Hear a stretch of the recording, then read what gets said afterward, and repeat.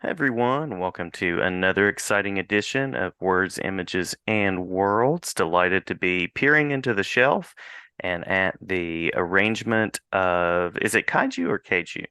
Which do we Kaiju. say with kaiju? The arrangement of kaiju behind my guest. And on this episode, I am delighted to be talking with Wilson Ramos Jr. Wilson, thank you for jumping in and talking with me for a few minutes.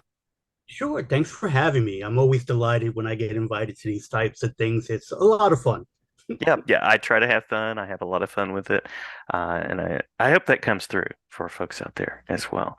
Um, so I'll mention a couple of titles. You and I talked before, and I might have mentioned a different set of titles. So you've worked pretty widely. If there are particular examples that you want to throw out, by all means. But one of those being Stray, one of those being Man of War, which I believe has something to do with someone named William Shatner. And Yes. then Black Scorpion is another one that comes to mind. Any other titles that we should mention for folks out there before we sort of dive in and talk about your creative origins? Sure. Because I've worked in the comic industry since 1993, there have been plenty of titles, even companies that no longer exist or have changed their names. So, Marvel and DC, of course, are the top ones because they're Marvel and DC, but plenty of independents that I'm proud of. hmm hmm Working for people like Committed Comics, were like the first indie company to hire me. That was at the same time I was going to Marvel. I was an intern at Marvel, but they were the first ones to hire me. Um, there's so many companies too. Red Anvil Press, part of the hmm War of the Independents. Dave Ryan handled that. Excuse me. And I met so many independent artists through that particular book. Mariano Nizieza's Phaser, hmm which is now under the imprint of Apex Comics Group, and I still work with them. Through them is where I met William Shatner and worked on his project Man of War. That was the first digital novel. So not hmm only was it a some animatics, but it was a digital comic book novel that was also a little bit of movie production. So they were music added to it. The only thing and a voiceover to begin the show, but hmm the text was always left for the reader to fill their own voice in. So that was a fun project in itself. And of course, again, working through Apex Comics, getting to work with Stan Lee on his final project, which was called God Woke. It was a hmm poem that he did in the 70s, and Apex took it, basically wrote a story to the poem. uh-huh, So uh-huh. Fabian Nicieza, who we all know from Deadpool and Marvel and DC and so many other projects, he wrote a story based on the actual poem. So when you read the comic book, you visually see one story, but you hear Stan's actual poem. So there's no extra words added to it. It's just the extras and the visuals that was done to it, and won an award for it. So when I used to joke around award-winning comic book artists, but I It's did. true. So it is definitely true. So those are like highlights. Um, but again, 30 years of comics. I'm sure there's titles and stuff that I've forgotten, Oh but there are, yes, yeah, yeah. of course, that I'm proud of. And then, of course, when I have time as a freelance artist, I never have time. Self-publish my own stuff under the banner Section 8 Comics. Yeah. And again, um, there's so many things. Dark Storm Comics, which is Kevin Grevaux's, which he was the writer and co-creator of the Underworld series. hmm So he hmm has a whole set of comic books that I do the lettering for and mainly his art directing for. So that's the cool thing about freelance. You never know what you're going to be hired to do. I am basically the art director from about three different independent companies, and then a freelance letterer for a bunch of other companies, and then a colorist for a bunch of other companies. So it runs the gambit. It sounds like a wonderful creative life, but it also sounds very, very busy. Very busy. Uh, it can be busy. With freelance, it's going to be feast or famine. You're Hmm. going to have Hmm. way too much work or not enough. Yes, this is, just speaking general terms of over 30 years of uh, of the career, but 10 of them was strictly office work at Marvel. Hmm. And there's something about a steady paid job every 2 weeks. There was a check whether you worked really hard or not that hard. It was kind of consistent. But with freelance life, there have been some great years and there have been some hard years. Yeah. It's just the ebbs and flows of freelancing. And it's funny because sometimes things will be all due at the same time for 3 or 4 different companies. So that's where it gets a little hectic. Yeah. Yeah. Well, how did you know that, again, the commitment that you're giving to it, how did you know that comics were the space that you wanted to create in? It wasn't really until I was working in comics that I really got to thrive in it. Now, I've always been a comic book fan. I read comics. Comics were around all my life. So Hmm. I remember in the 70s, my cousins and I would buy comics here and there, but we weren't collecting. We just buy it. It was a disposable art form. We bought it. It's like, oh, that's that character. I'm sure my first comic book was a Batman comic, Neil Hmm. Adams' first appearance of Ra's al Ghul. I know I don't own it. I know I bought it. I read it, and I clearly remember that. But I didn't really collect. It wasn't until 1984 where I started my collection. So it starts there, and I've always been an artist, and the decision um, to make art as a career was in the third grade. It was like I'm going to be an artist, not necessarily comic book. And so it was after that where it was like I didn't even think I could have a career in comics. In high school is where I thought, no, I want to go into advertising, Hmm. graphic designs. Computers were a new thing at that time, and Yeah. so I was really gravitating towards graphic design and advertising. That was my love of that's what I wanted to do.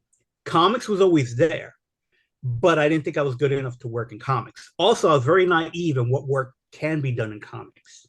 Um, I didn't, even though you read the credits page, sometimes you didn't really understand what each of those things meant. And so it wasn't until I got into college and I was working in a comic book shop as a part time job where I met someone who was working in comics. Hmm. And so he owned a comic book shop. He sold it to go work for Marvel. I happened to work for the guy he sold it to afterwards. And the main guy, Gary, who sold the shop and went to Marvel, he still lived in that town. And so he would come into the comic book shop every couple of months or so, talking about what's going on at Marvel. He knew I had a background in art, I had a love for art, and he said, why don't you come in for an internship program? He worked for the conventions department, so for me that was perfect because that's designing posters, T-shirts, giveaways, all that type of stuff was going. It was all design stuff. So I was making advertising work at Marvel, and it wasn't until I was there where I thought and saw, oh, here's how books are really put together. I Hmm. can do that. And I started off coloring right away because, again, working for the conventions department, anything that was in print media from Marvel, such as Wizards Magazine, Comic Books Buyer's Guide, all of the artwork that was sent went through our office. So we would approve the artwork, and sometimes they would request, can the artwork be in color? Hmm. The comic book artists who were working on those books didn't have the time to be also working on the promotional stuff. So I got to color a lot of that. So it was a lot of fun because I learned so much about comic book coloring there. Hmm. And I firmly believe the best way to learn about creating comics is to actually go in and start creating comics as you go. You start learning so many things. Now, of course, I have books like How to Draw Comics the Marvel Way and the Marvel Tryout books. It took it told you all the information you needed. But Hmm. for me, I guess I'm more visual. Once I saw somebody doing it, it kind of clicked more easily than it did reading it. So that's why it's kind of funny that we have things like YouTube and stuff like that now, where you can visually watch somebody making a comic book. And I don't want to say it's easy to create a comic book, but it's not as hard as I originally thought it would be. And Hmm. it was a real eye opener watching other people create comics. So because of that, that was my in into comics, was the internship, was the background in advertising, and I got to create ads for Marvel and stuff like that. So that was where it kind of began that way, where I would say I fell into it because of the internship program, but I got to stay in it because of my background, and my love and desire kept me there. Unfortunately, that department did eventually go with the set of the layoffs that were going on in the 90s. But Hmm. I was lucky that I was able to take the internship and that in and apply for one of the jobs in the offices and in the editorial office. And I got to work, basically got hired to be the art returns person. So I returned all the original comic book artwork to the artist after the book's seen print.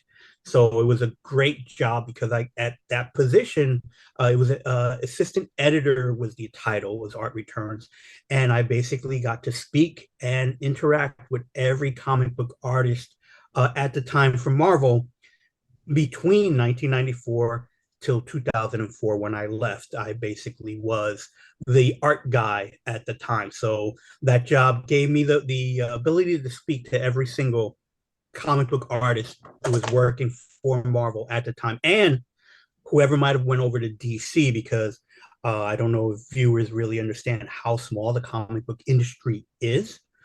So I would be on a maybe a monthly or every few months on the phone with the DC art returns guy, trading information in the sense of, hey, do you have the current address for this particular artist? He stopped working for us, but he might be working with you guys at the time. So we would exchange our phone lists constantly. And that was like that connection with there. And plenty of people who worked for Marvel went to DC, plenty of people DC back and forth.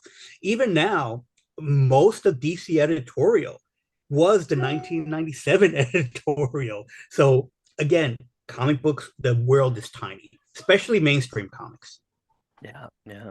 Now, as you were starting out and getting your footing in the industry, were there people that were especially supportive, helpful, and even collaborators along the way that have kind of added to the journey and made it a positive experience so far? Yes. Okay. So as I mentioned before, the person who brought me in, Gary Guzzo, Hmm. his love of comics. He owned a comic book shop. He sold it. He ended up bringing me in, and it opened my eyes on what could be done in comics. He took me on the tour of the building. We got to meet everybody, and his mindset for advertising comics was always the we got to let the people know what's out there. So the programs and reaching out to companies like Wizard and CBG, all those comic books outlets was really one of the main fun things, was to meet everybody you can, Hmm. get contacts with everybody. Because again, you just never know what might be a slow news day for one company. And again, yes, we had the privilege of being Marvel Comics. So when we call, people would listen to a certain extent.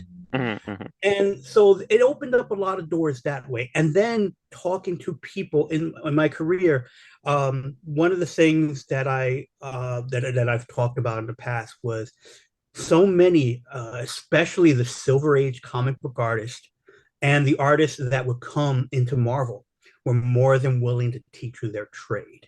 There Yeah. was this thing about the Silver Age artists, the Bronze Age artists, all the way up to the 90s artists. They were all willing to teach you what they're doing, because of the fact that there was this community of, oh, here's how you do this particular thing.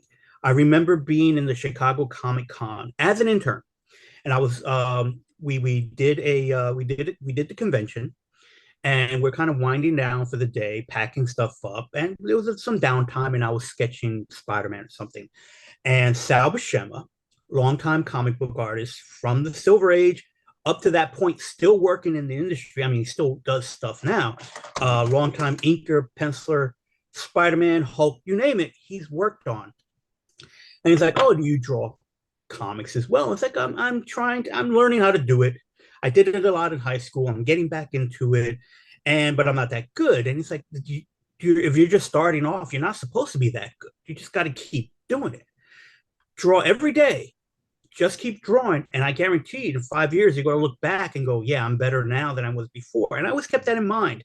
That was the thing, and even to this day, when I sign off my TikToks and stuff like that, I say it with the ending, keep drawing. That became kind of like my catchphrase, not only to let people know to do that themselves, but kind of to remind myself to do it as well.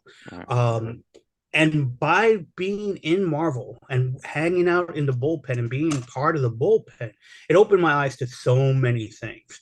Um, the best day at Marvel was looking at original comic book artwork and seeing whiteout on the page and see that people have to make corrections. Yeah.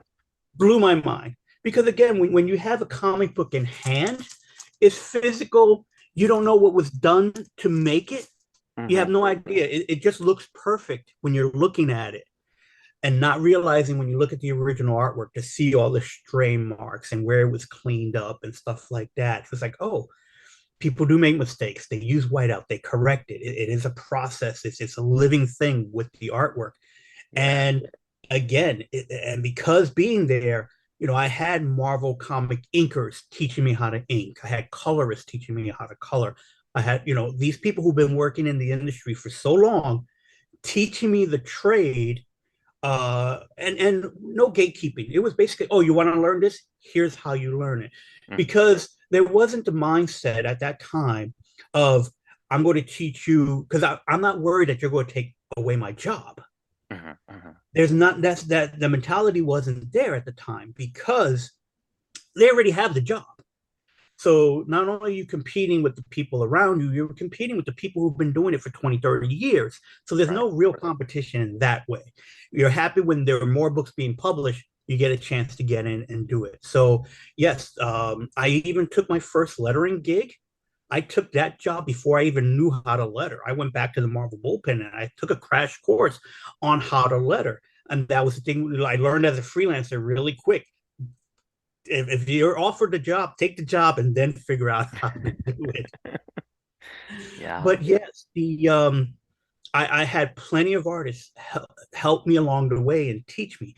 Harry Candelario, X Force, um, longtime inker of X Force at that time, brought me to his home and he taught me how to ink.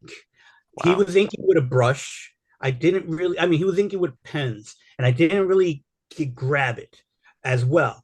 But Rich Parada, who actually lived down the block from where I lived in the Bronx, he brought me into his studio and he was teaching me how to ink with a brush and doing backgrounds and stuff like that. So he took the time to basically teach me how to ink. And so I got it from him for English. So between Harry and Rich was basically how I learned to ink comics. Wow. And again, everyone who was there, we got to learn from them. Um, Hanging out in the bullpen after 5 p.m. is when you end up also getting freelance jobs because an editor will be running around. It's like, oh, we need these pages colored over the weekend. Can you do the coloring? So I get 3 pages that way. Hmm. Um, Mark Texiera and a few other artists will come into the bullpen and they're working on deadline and it'll be like, here, can you fill in the blacks on these pages? And that's just an inking term of they would outline the area and just put a little X and that just needs to be filled with black ink. So I got to work on comic books, not credited, but I got to work on comic books because again, you're surrounded by a whole bunch of artists. They're trying to meet their deadlines. They need help. Hey, can you work on this? Can you work on that? So you get to learn a lot physically being there at the time. Hmm. Now, companies have changed over the years. Marvel is definitely one of them. They don't have that policy where you could just come in and hang out in the bullpen where there were art desks and stuff like that because things have changed over the years. And they since I left Marvel, they moved like 2 or 3 times, so Yeah. the policy has changed. But there was a lot of learning from other comic book artists there. Yeah, that's awesome, and what a quality education and what a hands-on education. I love that, and love that you found people that were willing to pass on their knowledge in that way. That's so huge. Yeah, and the other thing too is that I was firm believer in the internship program. So I had interns who eventually went off and works in the comic industry, and some of them worked for Marvel. Hmm. So some of the interns that worked for me went on to work. A good chunk of them went to work in the comic industry. The problem with trying to figure out who went where is that they were with you for a semester, and you tend to only remember the really good ones or Right, the right. really bad ones, and there was a lot in between. So there have been times where I'll be at a convention and someone will come by and say, "Oh, I interned at Marvel." It's like, "Oh, who'd you intern for?" It's like, "I technically interned for you." It's like, "Oh," but I would have like 3 or 4 interns a semester. Yeah. So again, because it was always people coming in, coming out kind of a thing. So since I was an intern, I definitely wanted to stay in that program where we would have people coming in and working and stuff like that. So that was again at that time. This is at my time at Marvel was between 1994 and 2004. Tons of interns in and out, and a good chunk of them are in the comic industry. So I love that. And like I mentioned, 2004, I went full freelance, and that was amazing too because I was a little cocky back then, so it was only a matter of time before DC editorial would give me a call, and I didn't get a call for a number of years to come into editorial, and I Hmm. was only there for I was a very short time. I only went in to take a test to maybe work in their production and work in their lettering department because by then I was already lettering for a while.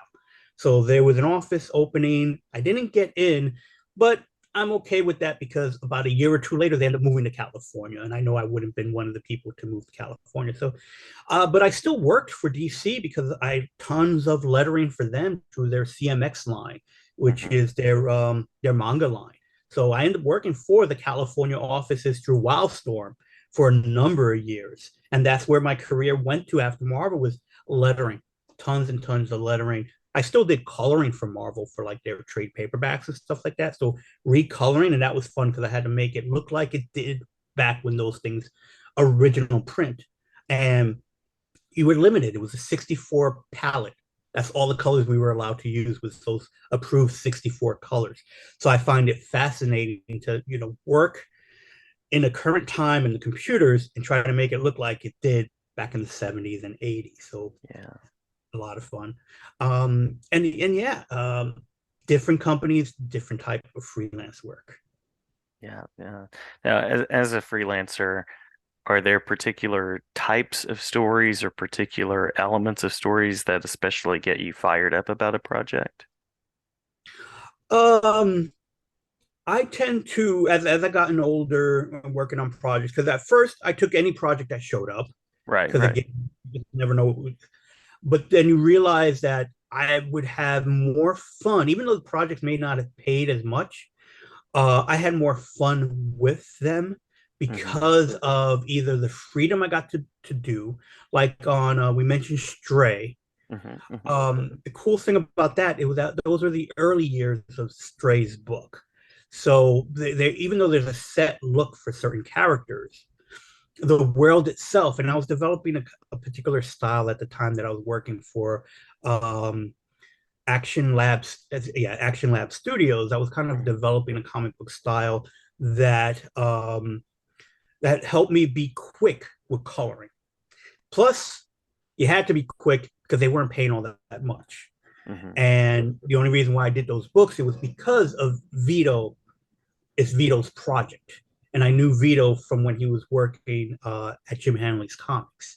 So I've known him my whole career as he's starting in a comic book shop like I was, and then writing for different companies and then creating his own character. It was cool to be a part of that early process Yeah, that he has. And he has some books already done. And that's some of the first crowdfunding projects too at the time. Hmm. So it was interesting to see that type of thing develop. And from Stray to Midnight Tiger, I think by the time I was working on Midnight Tiger, I wouldn't say perfected, but I got the coloring style that I liked down pat because it was for me it was quick. It kind of made it look a little bit like it was animated, and I like that style, and it works for certain characters. So to me, many times I'll take on projects if I haven't done that type of thing before. Hmm. Like for Dynamite Entertainment, I do cards for them. I have a background of doing sketch cards. I'm doing the Marvel sketch cards from back in the day, and for sketch cards for Tops. But what I never got to do was design a card set.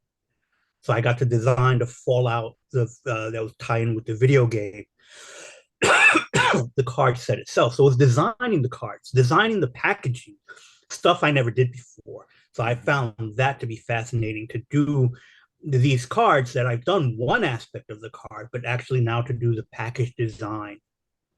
And that's where I kind of gravitated to, was still kind of being a bullpen at home where I'm doing the production of comics.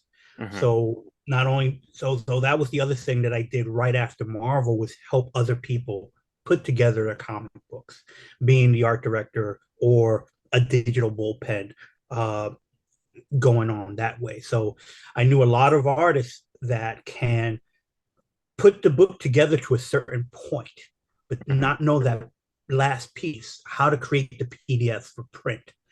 And I gravitated to that and worked really a lot behind the scenes, helping many companies create the comic books for print. And that's where I was doing that for quite a while. And I still kind of do that more often now. Yes, I do lettering, but I do a lot of production. So I tend to gravitate to jobs that either I haven't done before or you know, I think are fun. The detriment is sometimes I'll think, well, this is really fun, but it doesn't pay as much. So Hmm. it's always that kind of that back and forth, that type of thing. And what I've learned is the larger the company, the least amount of problems you get from them. The Hmm. smaller, they tend to nitpick every little thing, and it's like, is it really worth this X amount per page? When it's a bigger company, sometimes you turn in the pages in, you turn in the invoice, boom, a few days later you're paid. Other Yeah. companies, it's like pulling teeth, but Yeah. that's across the board in freelance, from because every freelancer I talk to outside of comics, they run into that as well. Whatever freelancing they're doing. Hmm. Hmm. Yeah. Yeah, absolutely. I found that just in writing research and prose, there's that wide range of responses. So yeah, absolutely. Yeah. Um, so by means of a final official question, and we can hit anything that we've missed, I always like to ask about projects that you currently have your attention on that you can talk about, that you have the ability to talk about, as well as the spaces online or at conventions where people can learn a little bit more. So basically, what I work on right now, I'm for Apex Comics. I'm still working with them.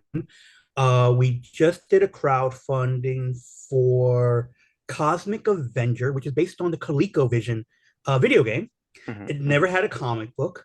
So we were able to take this video game property and create a comic on that. We just ended the Indiegogo campaign and we had a Kickstarter on that. So today I'll be preparing the files to go to print.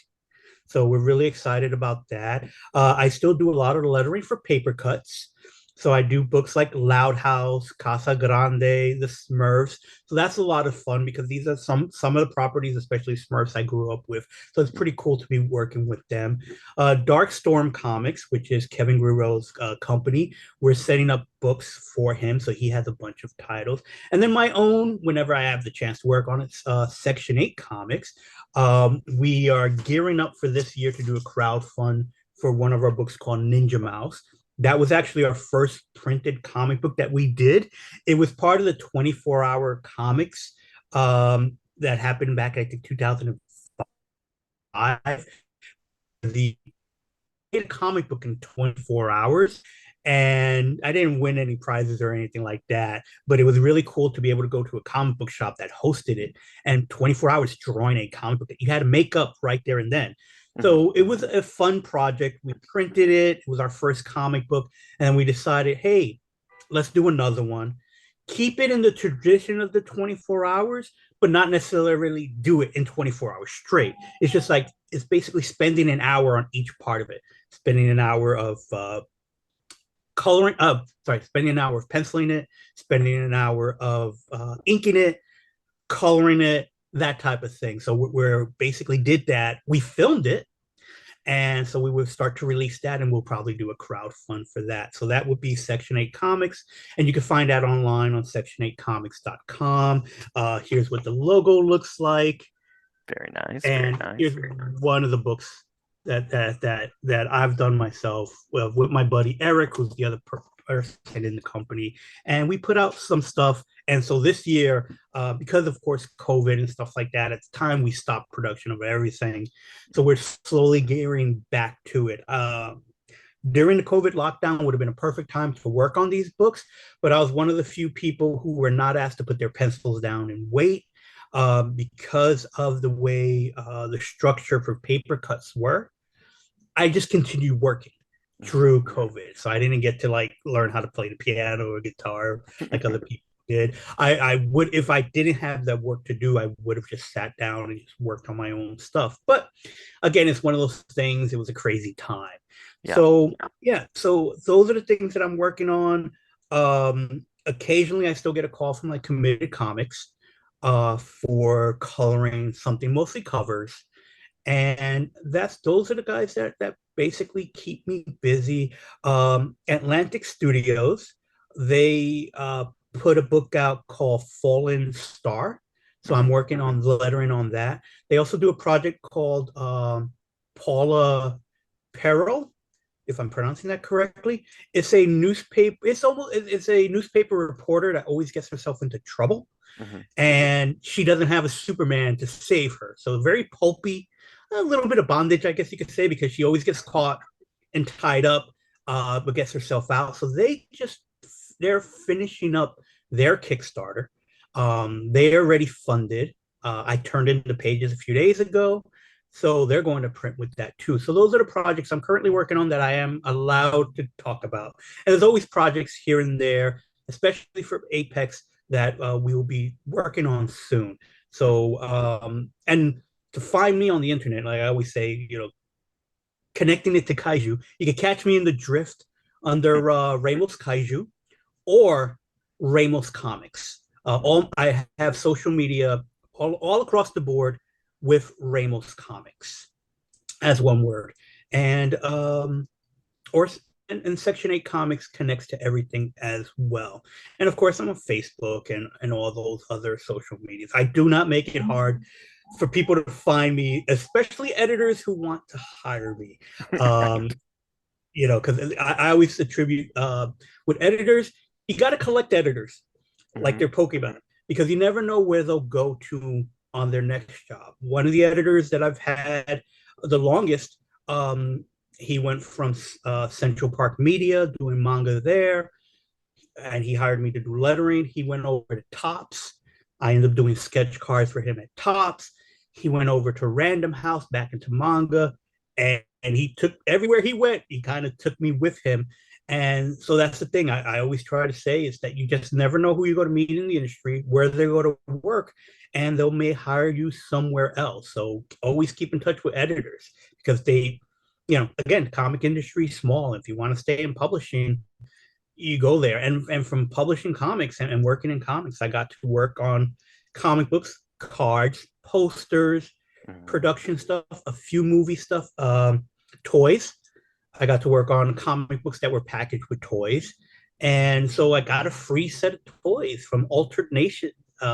So a lot of fun. So the industry can be a lot of fun.